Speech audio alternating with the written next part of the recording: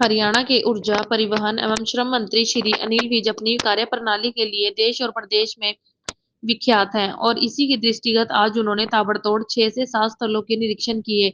आज जो ताबड़तोड़ किए गए निरीक्षण के संबंध में पत्रकारों द्वारा पूछने पर कि यह हिम्मत कहां से आती है, पर श्री विज ने कहा कि यह हिम्मत जनता देती है और ताकत जनता देती है।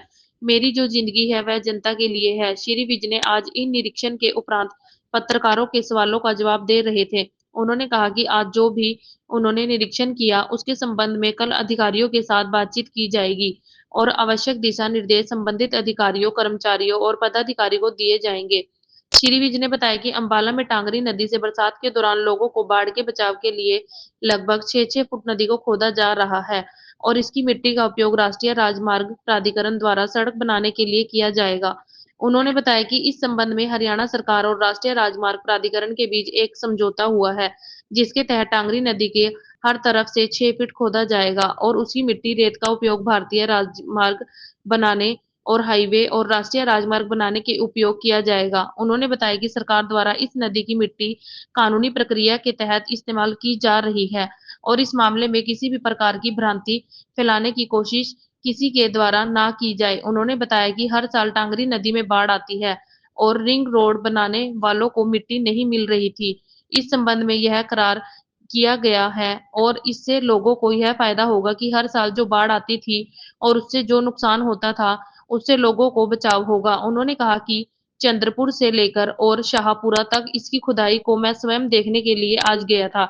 श्री विज ने बताया कि उन्होंने आज यमुनानगर में 14 अप्रैल को भारत के प्रधानमंत्री श्री नरेंद्र मोदी की प्रस्तावित रैली स्थल का निरीक्षण किया और वहां पर व्यवस्था और प्रबंधों के संबंध में जानकारी हासिल की और आवश्यक दिशा निर्देश अधिकारियों को दिए।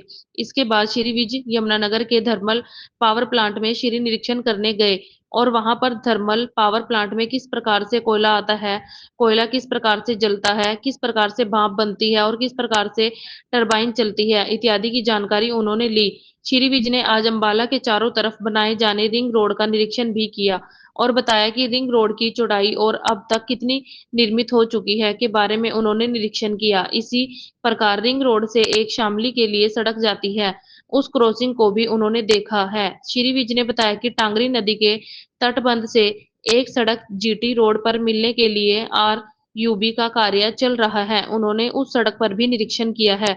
उसके पश्चात अंबाला के घसीटपुर में बनाए जा रहे रेलवे अंडर ब्रिज का भी निरीक्षण किया।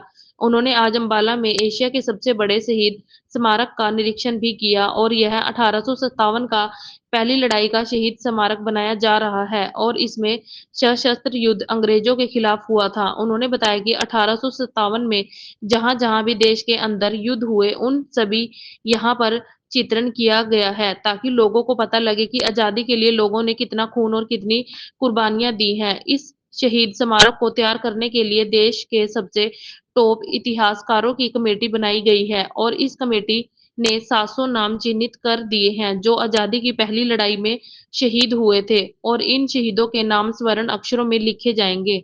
देखिए, जितने काम हैं इनकी निगरानी करते रहना पड़ता है।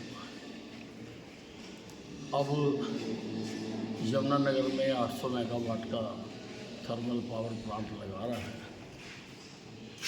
और आदरणीय प्रधानमंत्री मोदी जी आ रहे हैं उसकी इनॉग्रेशन करने के लिए, तो उसकी हर छोटी से छोटी बारीकी को देखना, कौन कहाँ से आएगा, कौन वीआईपी किधर से आएगा, कौन कहाँ बैठेगा, गाड़ी कहाँ खड़ी करेगा, लोग कहाँ से आएंगे, लोग कहाँ खड़े होंगे, ये सारी चीज़ें बड़े गौर से देखनी पड़ती हैं।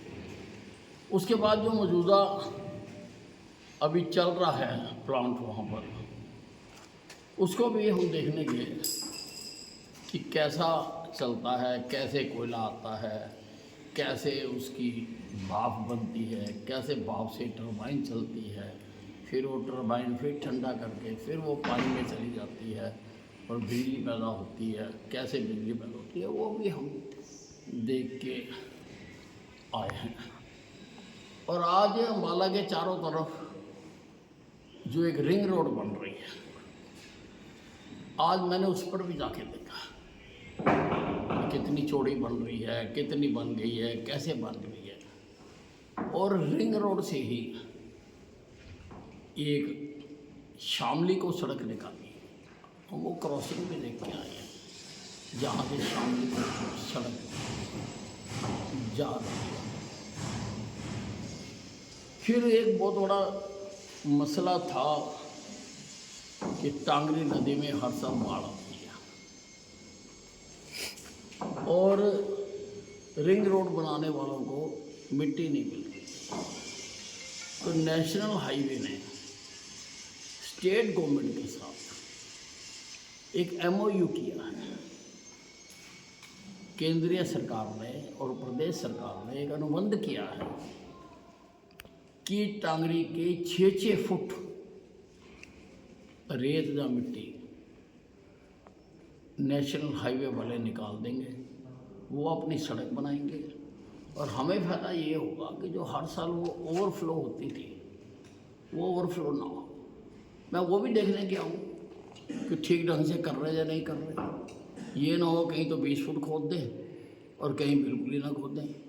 वो मैं चाहता हूँ कि चंदपुरा से लेके और आगे जहाँ तक पानी निकलता है, शाहपुर से भी आगे जाके, सारे का एक लेवल होना चाहिए, तभी पानी निकलेगा। इसलिए वो मैं खुद देखने गया हूँ वहाँ पर, वो भी देखा है। फिर एक सड़क जो टांगरी के बंदे की है, वो हमने सहारनपुर लाइन के नीचे से निकाल कर GT रोड से मिला दी है। आज मैं उस सड़क से भी चल के आया हूँ। हमारी गाड़ियाँ वहीं से आई हैं, टांगरी बंदे की सड़क से नीचे जाके रेलवे पुल के लिए। अभी हालांकि काम हो रहा है, निकल के और हुड्डा के सेक्टर को वो मिल जाती है। हुड्डा की भी थोड़ी आगे सड़क बनानी है हुड्डा ने, तो वो आए हैं। तो आज अब क्योंकि मैं पीछे सारे अधिकारियों के साथ विजिट किया था, बहुत सारे काम हम बता के गए थे। यहाँ पर ये जो 1857 की लड़ाई का, आज़ादी की पहली लड़ाई का ये शहीदी स्मारक बन रहा है, जो कि ऐतिहासिक है। इसमें 1857 में जो सशस्त्र युद्ध हुआ अंग्रेजों के खिलाफ, देश में जहाँ जहाँ हुआ वो सीन रिक्रिएट किए जा रहे हैं। अम्बाला में हुआ, मेरठ में हुआ, पानीपत में हुआ, अहीरवाल में हुआ, दिल्ली में हुआ, कश्मीरी गेट पे हुआ, लाल किले पे हुआ। झांसी की रानी लड़ी, झांसी की रानी का किला बना रहे हैं, कश्मीरी गेट बना रहे हैं, लाल किला बना रहे हैं। तांत्या टोपे लड़े, हैदराबाद में हुई, गुजरात में हुई, पंजाब में हुई, मेरठ में हुई।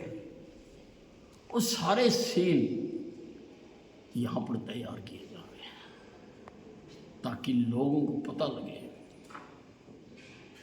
कि आज़ादी की लड़ाई के लिए कितना खून, कितनी कुर्बानियाँ हमारे अपने लोग दी हैं। वो सब ये हिम्मत को पेड़ों से बांध बांध कर गोलियों से मार दिया गया।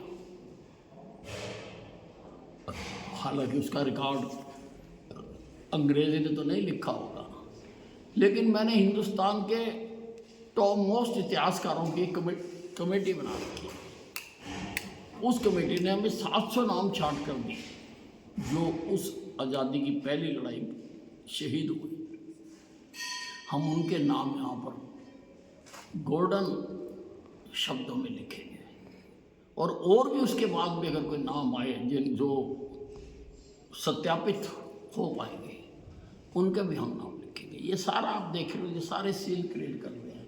ये उस वक्त के खेले कैसे होते थे, घोड़े, गाड़ियाँ, हर चीज़, ऊँट ये बनाए जा रहे हैं और हाथी बनाए जा रहे हैं। अंग्रेज सेना कैसी होती थी, हथियार कैसे होते थे, हमारी आर्मी कैसी होती थी जिसको नेटिव इन्फेंट्री कहते थे। तो सब ये सारे काम तो कर रहे हैं, हिम्मत कहाँ से आती है? ना कोई अधिकारी साथ में है, ना कुछ, अकेले ही गाड़ी बढ़े जा रही है।